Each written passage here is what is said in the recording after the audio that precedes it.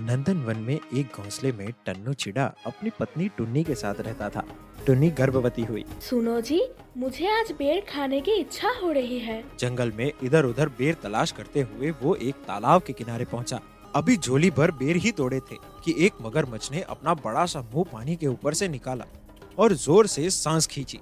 टन्नू कमजोरी की वजह से अपने को संभाल न पाया। मगरमच्छ ने इसके पाँव ही पकड़ लिए। भाई, तो मुझे तू क्यों खाना चाहता है? तूने मुझसे बगैर इजाजत मेरे बेर लिए है। भाई, मैं ये बेर बहुत मजबूरी में ले रहा हूँ। मेरी पत्नी गर्भवती है। अगर ये बात है तो मैं तुझे नहीं खाऊंगा, लेकिन मेरी एक शर्त है। शर्त? कैसी शर्त? अगर तेरी पत्नी के अंडे से बेटा होगा तो तेरा, और बेटी हुई तो मेरी।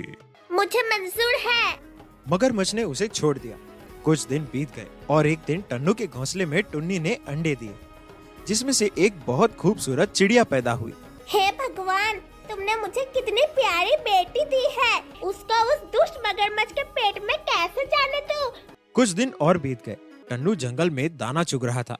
उसे देखकर मगरमच्छ तालाब से निकलकर बाहर आ गए। क्यों बे चिड़े, सीधी तरह बता, तेरे यहाँ बेटी हुई या बेटा? बेटी हुई है।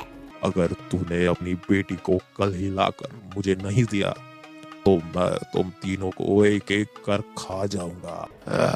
तू अपनी पीठ पर एक कमल का फूल रखकर तालाब के अंदर पानी के नीचे बैठे रहना। जब टुनटुनी खुशी से इसे लेने जाएगी तो इसे तू ले जाना। मगरमच्छ को ये तरकीब पसंद आई। जब टन्नू ने अपनी बीवी को बताया, हे भगवान, आज मेरी बेटी मौत के मुंह में जा रही है।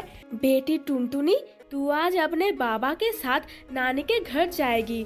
2 दिन रहकर वापस आ जाना। नानी के घर जाने की बात सुनकर टुनटुनी खुशी से तैयार हो गई थी। टन्नू उसे लेकर जंगल और नाले पार करता हुआ उस तालाब के किनारे पहुंचा। बेटी, तू यहाँ बैठ जा, मैं अभी आया। उधर टुनटुनी को एक बेहद खूबसूरत कमल का फूल नजर आया। वो सोचने लगी, इतना खूबसूरत कमल तालाब के बिल्कुल किनारे खिला है, लेकिन उसे अभी तक किसी ने हाथ नहीं लगाया। हो सकता है किसी की नजर उस पर ना पड़ी हो। टुनटुनी धीरे से पानी के अंदर गई। कमल के फूल की तरफ हाथ बढ़ाते ही कमल थोड़ा आगे खिसक गया। टुनटुनी डरकर अपने बाबा को पुकारने लगी। घुटने पानी हुआ है बाबा, कमल खिसकता जाता है। वो फिर से आगे बढ़ी। कमल फिर से आगे खिसका। टुनटुनी घबराकर अपने बाबा को पुकारने लगी। छाती पानी हुआ है बाबा, कमल खिसकता जाता है। लेकिन बाबा वहाँ होते तो जवाब देते। हे भगवान, मुझे डर लग रहा है।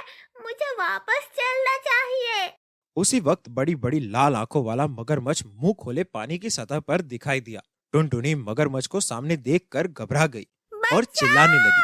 बचाओ! लेकिन उसकी चीख जंगल में गूंज कर रह गई, पर उसके बाबा वापस नहीं आए। मगरमच्छ उसको अपने बड़े बड़े पंजों में पकड़कर तालाब के दूसरे किनारे एक गुफा के अंदर ले गया और वहां टुनटुनी को कैद कर दिया। मैं तुमको खाना चाहता था, पर तुम्हारी मासूमियत और खूबसूरती को देखकर तुम्हें अभी खाने का मन नहीं कर रहा। अभी तो तालाब में बहुत मछलियां हैं, उनको खाकर अपना पेट भर लूंगा। तुम्हें फिर कभी खाऊंगा। ऐसा कहकर मगरमच्छ गुफा के बाहर चला गया और गुफा के दरवाजे को एक बड़े से पत्थर से बंद कर दिया। अब वह मगरमच्छ रोज तालाब में जाकर मछलियां खाता और आते समय कुछ मछलियां लाकर टुनटुनी को देता। टुनटुनी इस गुफा में पड़ी रहती, पर मगरमच्छ के डर से वो कुछ बोलती भी नहीं थी। इस तरह दिन गुजरते गए। मगरमच्छ ने तालाब की बड़ी बड़ी मछलियों को खाकर खत्म कर दिया था। अब वह भूख के मारे तड़पने लगा था। जब उसे जोर की भूख सताने लगी तो उसने टुनटुनी के करीब आकर उसे अपनी लाल और ललचाई आंखों से घूरने लगा। अब तुम्हारी बारी है, आज मैं तुम्हें खाऊंगा। ठीक है मगरमच्छ चाचा, लेकिन आपके दांतों पर धार कम हो गई है। ऐसे मुझे खाओगे तो मुझे बहुत तकलीफ होगी। आपको पहले अपने दांतों पर धार कर लेनी चाहिए। बात तो तुम सही कह रही हो। अब मेरे दांतों में धार कम हो गई है। मैं नदी किनारे चट्टान से रगड़कर तेज करने के बाद तुम्हें खाऊंगा। ये सोचकर मगरमच्छ नदी के किनारे चला गया। टुनटुनी गुफा का दरवाजा खुला मिलते ही घबरा कर दौड़ने लगी और अपने घर की तरफ दौड़ चली। उधर मगरमच्छ जब गुफा के अंदर आया तो देखा कि टुनटुनी वहां नहीं है। धोखेबाज चिड़िया, तू मुझसे बचकर कहां तक भागेगी? तू तो अभी उड़ भी नहीं सकती है। मैं तुझे नहीं छोड़ूंगा। कहकर मगरमच्छ टुनटुनी के पीछे दौड़ने लगा। उधर टुनटुनी अपने घर के पास जाकर अपने माँ बाबा को पुकारने लगी। माँ, बाबा, आप कहाँ हो? उसकी आवाज सुनकर एक खरगोश वहां आया और बोला, बेटा टुनटुनी, तुम्हारे माता पिता तो तुम्हारे जाने के बाद ये जगह छोड़कर चले गए। अब पता नहीं वो कहाँ रहते हैं। उधर टुनटुनी ने देखा कि मगरमच्छ उसके पीछे आ रहा है तो उसका दिल जोर जोर से धड़कने लगा। वो डर के मारे इधर उधर छुपने की जगह ढूंढने लगी। टुनटुनी, ये जो पास में पपीते का पेड़ है ना, तुम इस पेड़ के अंदर छुप जाओ। ये एक जादुई पपीते का पेड़ है, ये तुम्हारी मदद जरूर करेगा। ये कहकर खरगोश भाग गया। इतनी देर में मगरमच्छ उसके काफी करीब आ जाता है।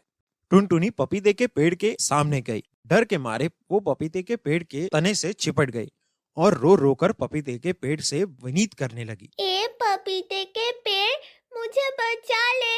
ये मगरमच्छ मुझे खा जाएगा, तो मुझे अपने अंदर छुपा ले।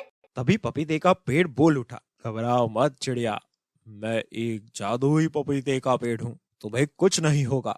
आओ तुम मेरे अंदर छुप जाओ। इतना कहकर ही पपीते का पेड़ सचमुच बीच में से फट गया और चिड़िया उसके अंदर छुप गई। मगरमच्छ उसे नहीं ढूंढ सका और आगे निकल गया। टुनटुनी उसी पेड़ में छिपी रही। कुछ समय बाद एक राजकुमार शिकार के लिए उसी जंगल में आया। वो दातुन के लिए पपीते के पेड़ की एक डाली काटने लगा कि उसे कानों में ये आवाज आई, राजकुमार, धीरे काट, कहीं मेरी आँख फूट ना जाए, मेरी नाक काट ना जाए, मेरा हाथ टूट ना जाए। ये सुरीली आवाज सुनकर राजकुमार को आश्चर्य हुआ। मुझे क्षमा कर दो, मैं तुम्हें नहीं काटूंगा, पर तुम पेड़ होकर कैसे बोल सकते हो? मैं एक जादुई पपीते का पेड़ हूँ, पर अभी तुमने जो आवाज सुनी है वो मेरी नहीं है। मेरे अंदर बैठी एक चिड़िया बोल रही थी। इतना कहते ही चिड़िया बाहर निकल कर आ गई। तुम तो बहुत खूबसूरत और प्यारी चिड़िया हो। अगर तुम लड़की होती तो मैं तुमसे जरूर शादी कर लेता।